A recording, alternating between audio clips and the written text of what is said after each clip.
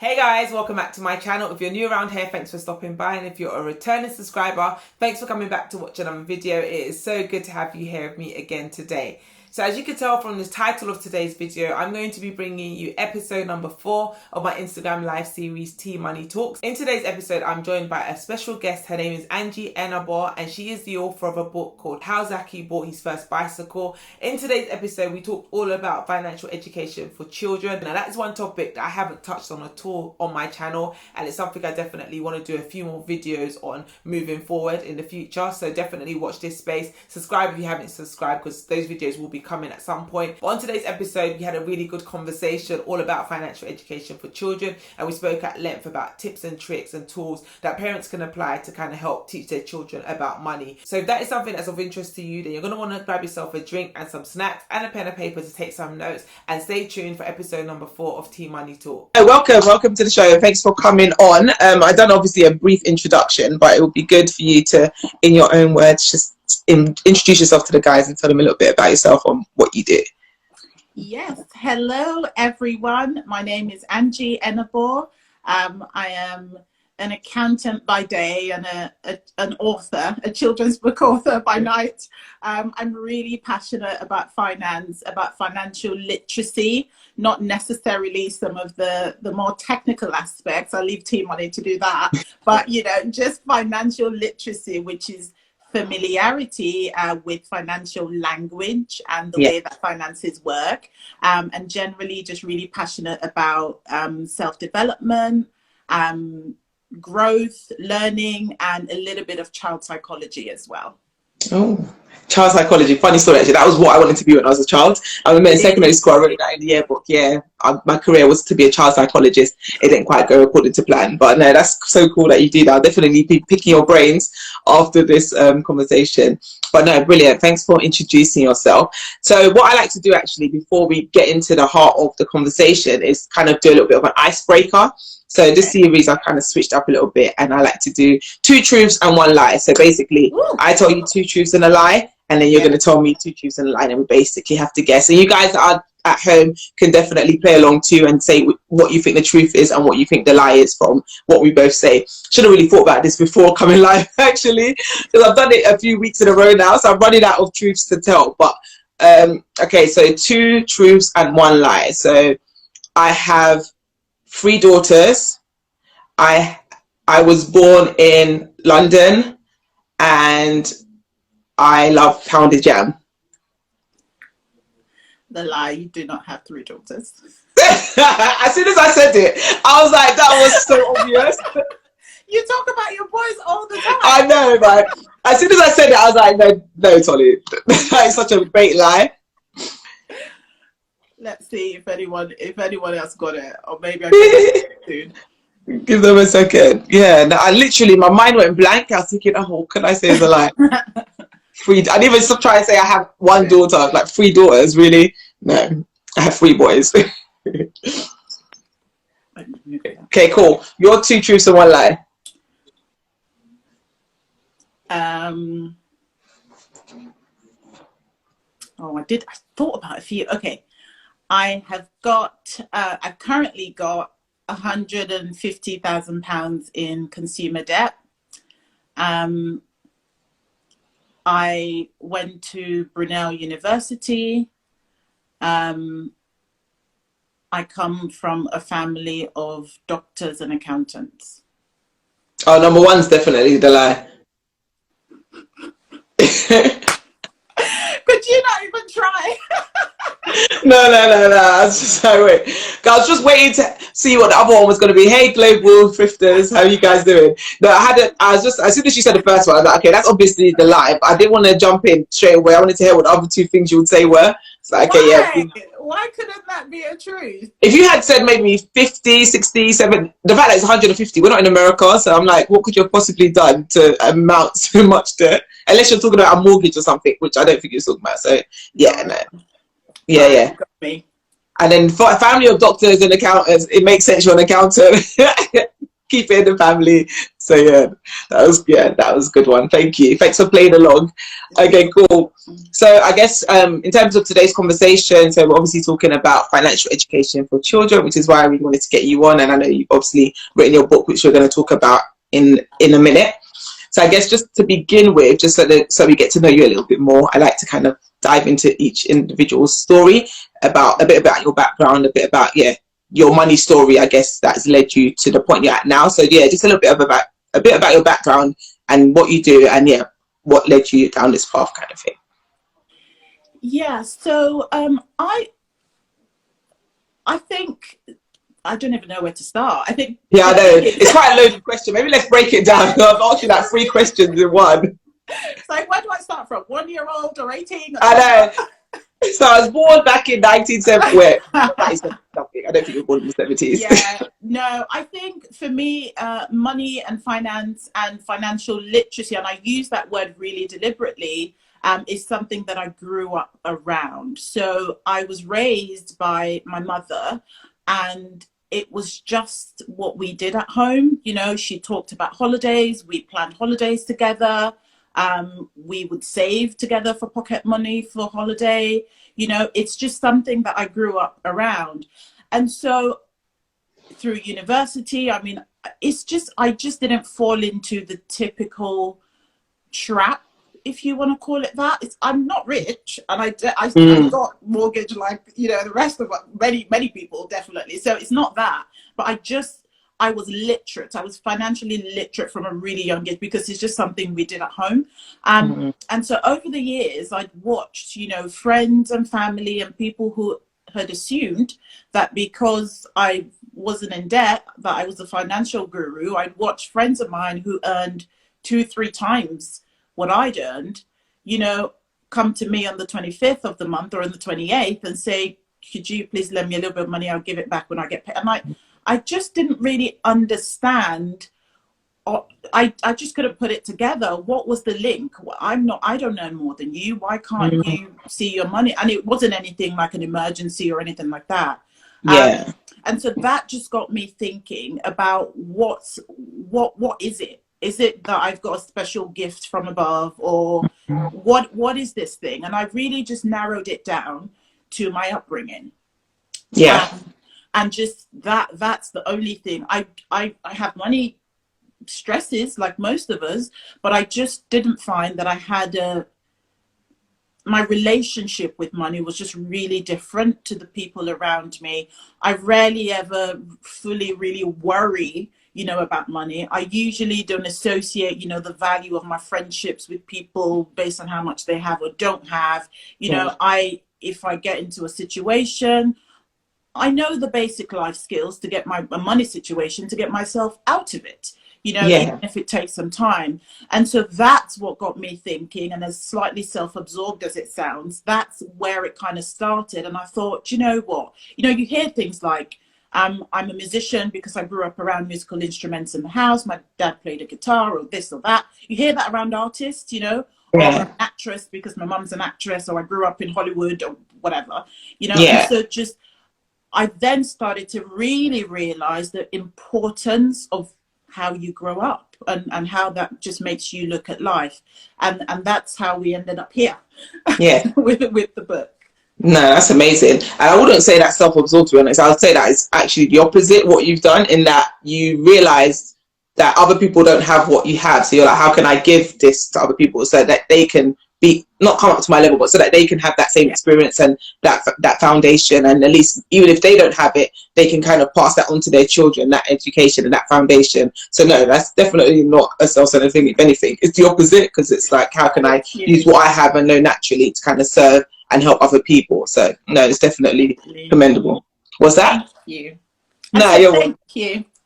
No, you're welcome. No, it's good. No, it just goes to show, like what you said is like literally an example of what I talk about all the time, in that the foundational years are so instrumental in our attitudes and beliefs around money, and what we're taught about money from a young age kind of impacts us, and how we handle money growing up, and our relationship with money as we go into adulthood. So it's, I guess you're a living testimony of that, in that because you had those conversations from a young age, because your mum taught you those principles, you went into adulthood and it wasn't an issue. You didn't have a bad relationship with money or negative relationship with money. So yeah, no, thanks for sharing that actually, because it just goes to show that it is actually a true thing.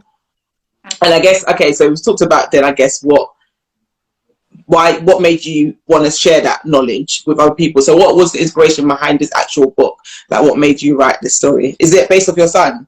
I'm just making an assumption, or is it a fictional character? No, I actually don't have any kids. No. Oh, no way. Oh, that's amazing. It was so weird because I got a name. Just I was sat by myself one day and I just got a name, and I got the image of the book, just of the boy, of a boy on a bicycle, and I thought, this is something kids can, well, definitely kids can relate to, and it's a storyline that a lot of parents can relate to as well. I've got nephews and friends, children and godsons and things like that, and they see something and I want that. It's the PJ Masks all the time, all the toys or whatever it is. Yeah. So it's always something, and that's fine, and that's the innocence of childhood, and it's the curiosity. So it's not to take that away, but to introduce some learning opportunities and some teachable moments within the joy and the innocence of childhood. Yeah, and I think he did that beautifully in the book, to be honest. When I read it, I was like, oh my gosh, this is literally me and my boys. Like the storyline, you could just put any one of my boys into that storyline. Yeah, literally. But yeah, mum was nice to say that we could. I'm not going to give the story away actually, but yeah, the mum was nicer than me in that scenario. I'll just be like, no bite for you, full stop. That's the end of the conversation, okay? But no, yeah, it was really, really, really, really good. I like the way you've written it, and I like. Okay, I don't know if I could talk about that actually at the end of the book. The assistant, the way to help the children with their learning at the back, I thought that was really, really, really good as well. It's like, yes, these boys need to learn about the B word. I'm always talking about the B word all my life. So yeah, they need to learn about it from a young age. So I thought that was really, really, really good as well. So what's been the feedback since you launched it? It's been really good for the most part, and I think I have to say thanks to you and people in the financial literacy space for adults, you know, Mama Furfur and the Humble Penny and other people like that, because I think because of the work that you've done with parents, guardians, uncles, aunties and things, it's really set the way for me. And so with this book, people who've followed you or learned what you've taught them now appreciate the difference between, you know, a comic book or whatever it is they would normally buy for their children or their loved ones, and something that's a little bit more educational, and the need to balance both of them. So it's been really, really good feedback so far.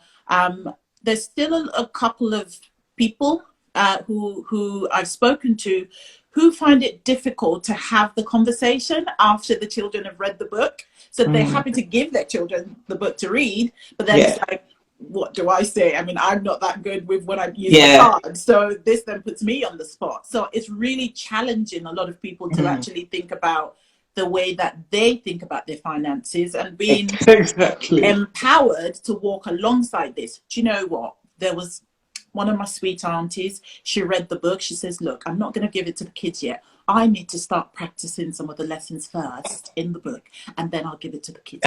Well done. No, that is so good. And that is so true, because exactly, the storyline of that book is what we're trying to teach our children, is what a lot of us as parents don't even do ourselves. And it's good that they're recognizing that in themselves. And me 5 years ago, I was probably in the same boat as your auntie, in that how can I be telling him to save up to buy a bike when I'm not even doing that myself? I'm buying it now and I'm thinking about how I'm going to pay it off later on. So totally can relate to what your auntie said. And yeah, although it's a children's book, I think there's definitely principles that adults can definitely take away and learn and apply to. And yeah, probably apply it first before you now try and get the children to apply it, because yeah, they're going to learn from what they see us do as opposed to what we tell them to do. So yes, it's good that, you know, you have this book giving you an example of what to do with them. But if you're not even doing the same thing, they're just going to be like, but mommy, you don't even do that. Do you know what I mean? Exactly. And the other thing I found as well is it's usually the empowered or the financially literate adult that appreciates the book a bit more. I've had a couple of people, and being really honest and transparent, who have said, well, the kids are too young, you know, there's a time for this, you know, it's just putting a fear inside of them that they don't need to learn right now. Look, they'll have a lot of time in future to think about this. You know, we really shouldn't be putting things like this credit card back, you know, I don't know, I don't want to talk about it. And I respect that. I respect that and I appreciate that, because what that tells me is there's an adult that needs to come and listen to Tea Money Talks first before they then come and meet Zaki's adventures. And it tells me that there is still that fear, and the psychology behind a lot of our money habits is real. And so I respect that, and I give them space to hopefully come around it. If we want to talk about things that children should not be learning, that they are learning right now, you know. That's another conversation. You know what I mean? You know, so if you then want to put money and financial responsibility into that mix and think it's too early to teach your children about that, I respect where you are, but it tells me more about the adult rather than No, I will definitely co-sign that. And then, yeah, exactly. Because if I think back to me 5 years ago, I probably wouldn't have really appreciated this book as much as I do now either, because it's just like, yeah, you guys are doing too much here. No, we don't need this right now, okay? We'll come back to this at a later date. So, yeah, I totally get that. And, yeah, I guess depending on where you are on your journey, have it in the back of your mind that this is something you want to check out for your children, because, yeah, it is beneficial. Whether you say you're going to delay it to their 5, 10, 15, 20, do you know what I mean? At what age do you actually want to teach them these financial principles? Because the reality is they're going to need to learn it at some point. So the younger you introduce it to them, the sooner they can kind of start grasping it and it becomes second nature to them. Because I think for me, for example, the things that I'm learning now in my big, I don't want to say my age, but I'm a lot older than the children in this book. And these are just concepts that I was grasping maybe 5 years ago, when it should have been something I probably grasped 25 years ago. So yeah, I think there's no point holding off teaching them. Like you'll be surprised what these kids can really pick up. So just start small and then kind of go from there. And I guess that kind of leads me on to one of the other questions that I had, in terms of, from your point of view, what age would you say is a good age to start teaching children about money? So, and this is when I'll lean to I'm not a psychologist, I'm just interested in psychology. And so there is a lot of research out there that actually says your child already forms their view of the world by the time they're 5 years old. So from 0 to 5, they're formed. And I think that it's something to do with their limbic brain, which is the emotional part of their brain at the back, and a little bit of the more rational part of the brain, the frontal cortex, when it develops and grows fully. So if your child's reading or talking or going out shopping with you, or can ask for something, or can be naughty and be disciplined, then I think you need to start teaching them about money. This particular book, on the other hand, is probably written for children about 7. Every child's different, and that's because it's a little bit text heavy. And so I found some of the children around me read it in bite-sized portions, you know, a page or two a night and things like that. But I would say it's up to the parent, but remember that they already have a view of the world by the time they're 5 years old. Yeah, which is a very good point. Yeah, and I guess that kind of ties on to what I was saying a second ago, in that they take in so much information at a young age, and they can they observe and they learn a lot more than you think. So you might be thinking, oh, this child is too young to understand, but they're picking up things from observing you. So like you're saying, even things like you going shopping, you go to the grocery store and they're seeing that, you know, we've come shopping to buy egg and bread, and then we're leaving with like bags and bags of shopping. They're noticing that and they think, okay, mum said that we only needed 2 items, but we've left here with bags of shopping. So what are you subconsciously teaching that child about money and about, you know, doing what you say you're going to do? So all these kind of things they're picking up subconsciously anyway. So I guess there's no point hiding it from them. Do you know what I mean? Because if not, you're going to make them think that everything just is easy. So like with my children, for example, when it was their birthday, one of my oldest son's birthday, like last month. And birthdays, I always do the most. And I said, this is the last year I'm doing that. From next year, we're going back to just one birthday present on your birthday. You don't need 25 presents for one birthday. And when I broke it to him after his birthday, I said, you know, this is the last birthday that you're having like this, right? From next year, you boys are getting one birthday present on your birthday. And he was literally breaking down like, you can't do this to me. What am I supposed to do with one present? I was like, wow, yeah, I really spoiled you children. If you say, what am I going to do with one present? It's one birthday, you get one present.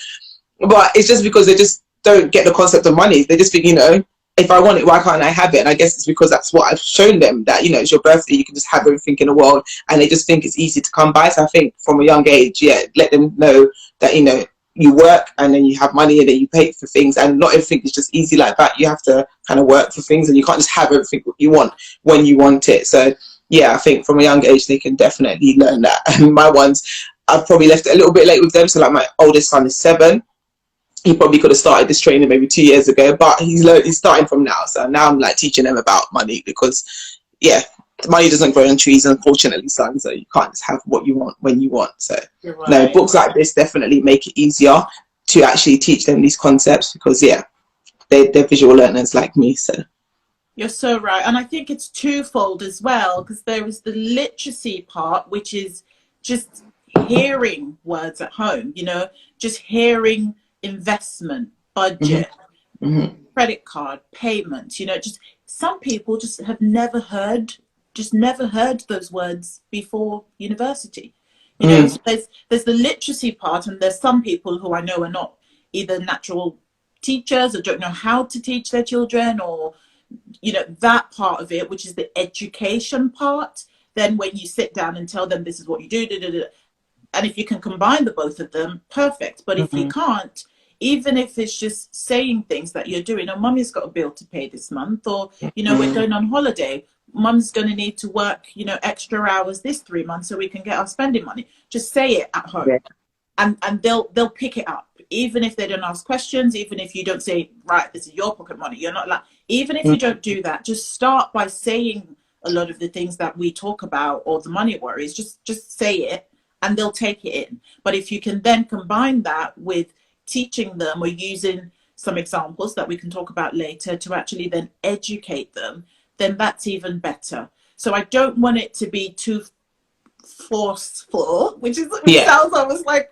you know, one is cuddling or babying them. But if you're not confident enough to, you know, talk about Zaki bought the bike, how he's bought his bicycle, or in that kind of way, just practice just saying things at home. We're going to Tesco's, we've only got £10 and we're going to get this and that. How much do we think the milk's going to cost? How much do we think, how much change should we bring back home if we only spend £2 in Tesco? You know, that's okay, I think, without being too forceful. Yeah.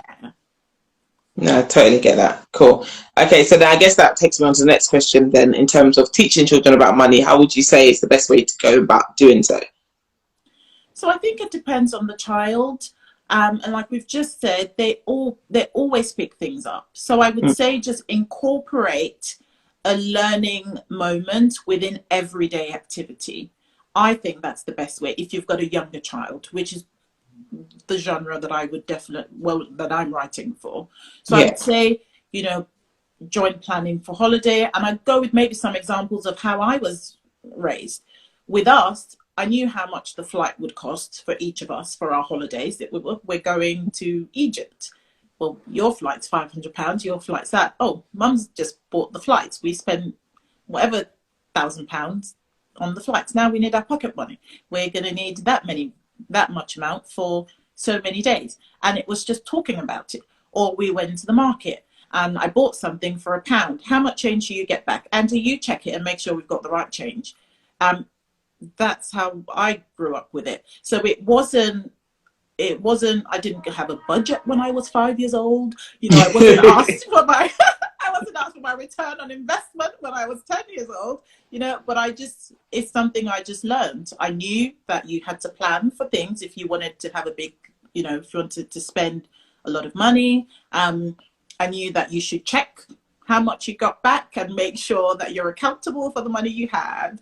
I knew that you didn't get things as soon as you asked for it. Most of the time you had to wait and, you know, show good behavior or get good grades or whatever it is, you know, to get something. And so those associations were formed from a young age. And I think that's probably a good way to introduce it. However, if you already have a child who's like a mini accountant in the making and, you know, and is really clued on and loves, you know, reading the Financial Times and things like that. Was that you? Oh, okay. I was forgetting you were describing your younger self. But there are. Do you see how many kids these days are on YouTube making millions and are really savvy, selling things on Amazon, knowing how to keyword search things and all kinds, you know, so a lot of kids are now more financially savvy than I was. Yeah. And then in that case, if you are an adult who knows about financial literacy and financial education yourself, then you can take it up a bit, you know, even things for younger children like playing Monopoly, you know, or other money games at the weekend or on holiday. That's a good way to introduce financial literacy, you know, and then when they get a bit better with it, then you can get books, you know, aimed at their age to show that as well. So lots of different ways. No, it sounds like, there's exactly so many different ways, and thank you for sharing them all. I guess the next question follows on from this one, actually, is in terms of making it fun. So I guess, like you said, incorporating it into their lifestyle kind of thing, so into whatever activities you're doing with them, so make it a learning exercise. So going shopping and being like, how much change do you have, etc. But what other things, if you have any other suggestions in terms of how to make learning about money fun for them and not so school-like? I would say asking them questions about what they know about money. I would say perhaps not tying it necessarily to what they want. You know, you only talk about money when they ask for something, because that then creates a negative association between, why do we always have to talk about this when I ask for something? Why don't we, you know? And there's so many really great books out there. Rumbi, who's a good friend of mine, she's written a book called Save It, Keep It, Spend It. Spend It. Yeah, I think I've heard of it. Yeah. And that's just about how you save or budget or put it up into different pots. You know, it's things like games, like a lot of money games, like Monopoly and other money games out there, so that it's fun, and it's the association is with fun things rather than delayed gratification all the time. Right. That's a really good point. It's true. Then that's true, because then they just have too negative a relationship with money, thinking that money's so hard to come by, and you know, it's that's a good point.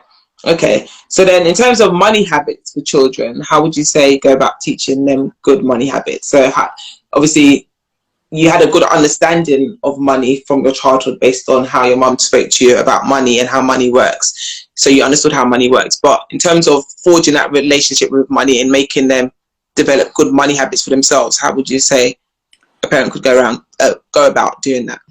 Okay, so I'll take two things, for example. Sure. I'll say a good money habit is discipline. Yeah. And we can work around discipline even with things without money. We can be disciplined with our homework. We can be disciplined with when we tidy our bedrooms. We can be disciplined with how much time we stay watching telly at night. We can be disciplined with, you know, when we eat our dinner, or whether we eat our fruits or have dessert first before your dinner or dessert after your dinner. Just general things like that about discipline. That is a money habit, or I think a money behavior that you can have even without talking about money specifically. I think the other thing is about just being confident within yourself and your ability to problem solving, really. And did you see Zaki when he was saying, well, we can buy the bike because, you know, we'll get to school really quickly. Not because I really want it, but because, you know, we'll get to. So I think we can encourage that as well in children, is come up with solutions. So tell me, what's this going to do? And that problem solving ability is something they can carry on through life, which I think as well is a really great, I mean, just being able to get yourself out of a difficult situation it's a really great money habit and life skill that children can have. No, 100%. I totally agree with that. And it's really, really good, all the stuff you've just said in terms of how to teach them those good money habits, and that discipline, like you were saying before about the delayed gratification, and teaching that to them from a young age, that it becomes almost second nature to them as they go into adulthood. Like they just do it without thinking about it, rather than it being such a big thing in the sweats. Like when you can't get what you want within a week, you're just like panicking. So totally appreciate that. Thanks for sharing. And then I guess this question's just a random question that I just thought of as I was putting it together. But in terms of when it comes to teaching money to kids, or giving children money, there's different viewpoints on it, and I just wanted to get what your view was in terms of pocket money and chores. So giving children pocket money versus paying them for doing chores. Yeah, what's your viewpoint on that? So what's your view on pocket money versus being paid for doing housework or chores? I think Is they're that both something that you great. had growing up as well? Yeah, no, I think they're both great. I definitely had a mix of both methods when I was growing up. And I think if we set the question aside for a minute, the Sure. goal is financial literacy. The goal is to make sure that children have a good relationship with money, that they understand what they're getting themselves into by signing up for whatever it is, and that they're responsible with their money. That's the goal.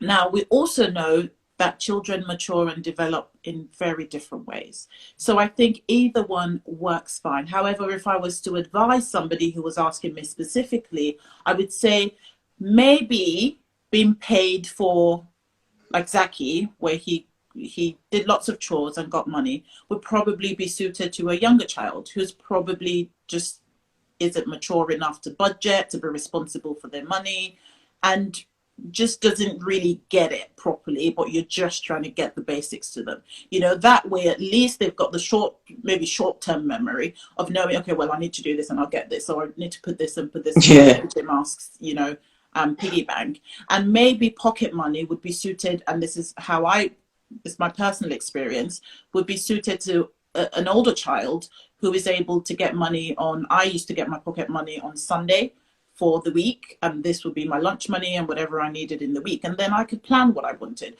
Some days if I wasn't hungry, then I'll save it for the week, and then at the end of the week still have my money. I'll take food from home, and that way not have to, you know, spend my money or buy sweets at the bus stop, you know, whatever. And because I was responsible enough at that age, it was more useful and more beneficial for me at that age. Being paid for chores, I've seen, and I was paid for chores when I was much younger.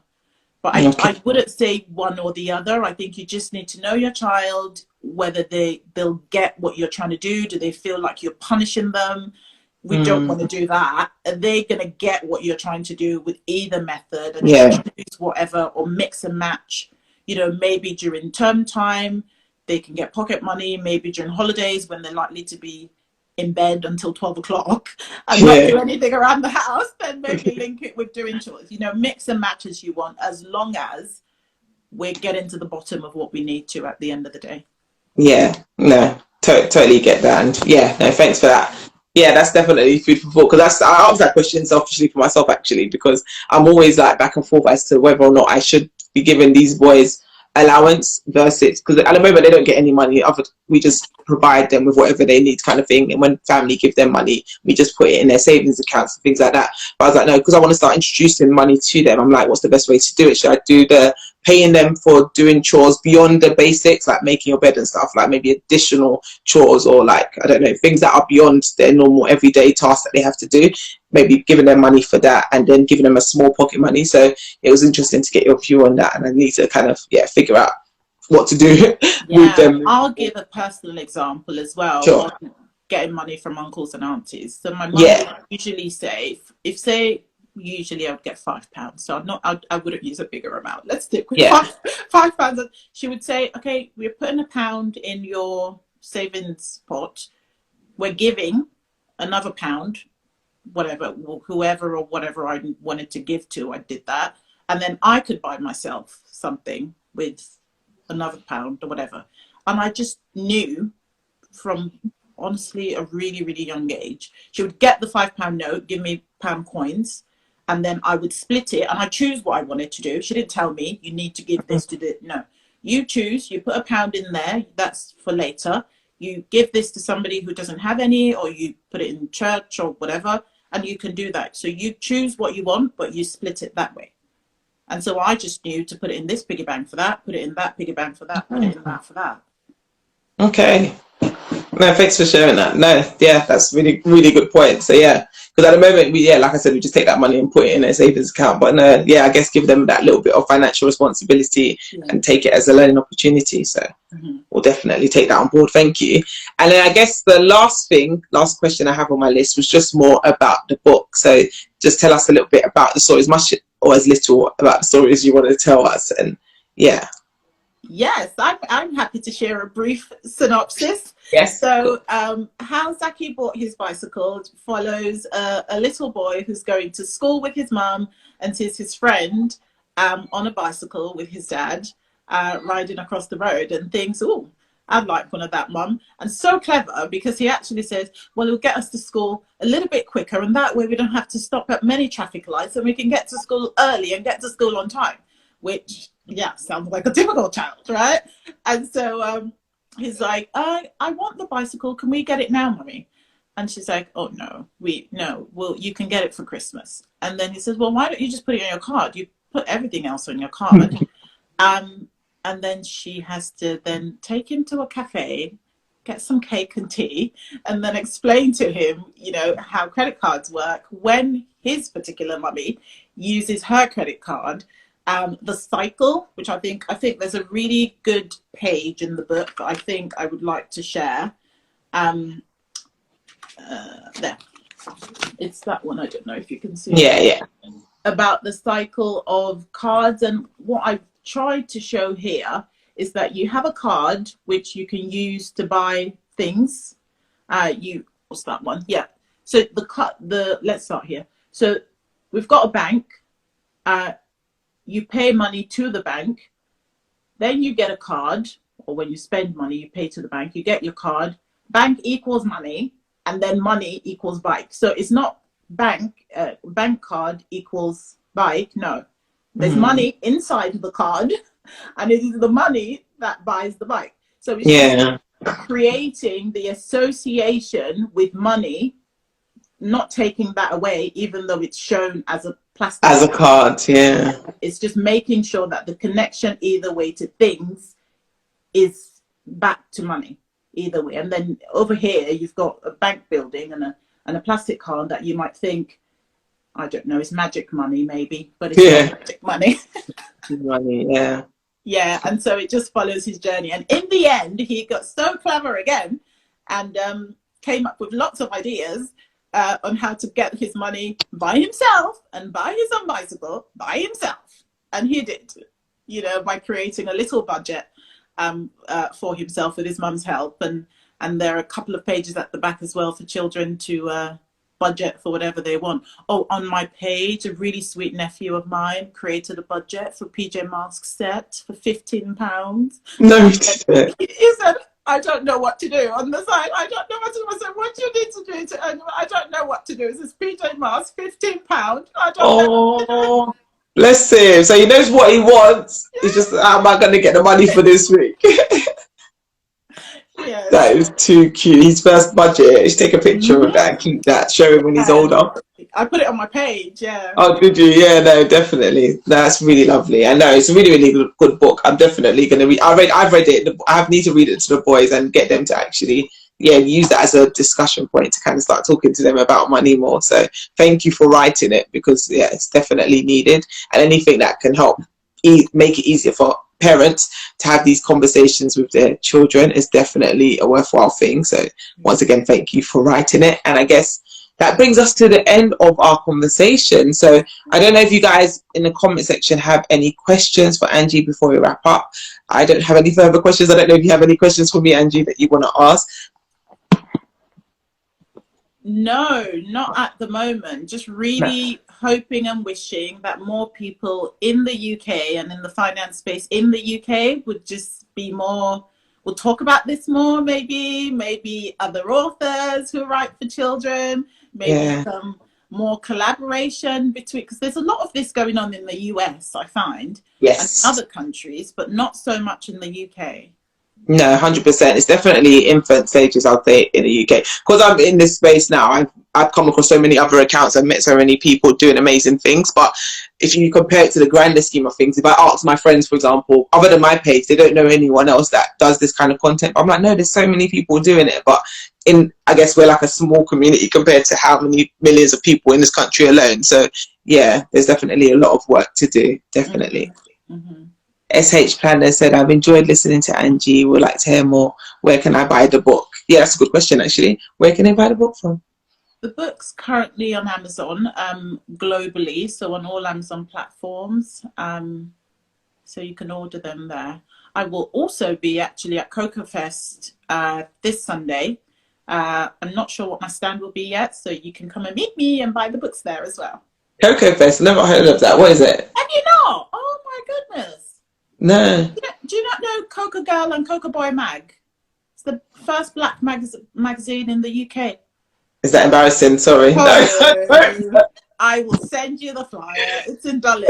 Oh no, should I be covering my face in shame?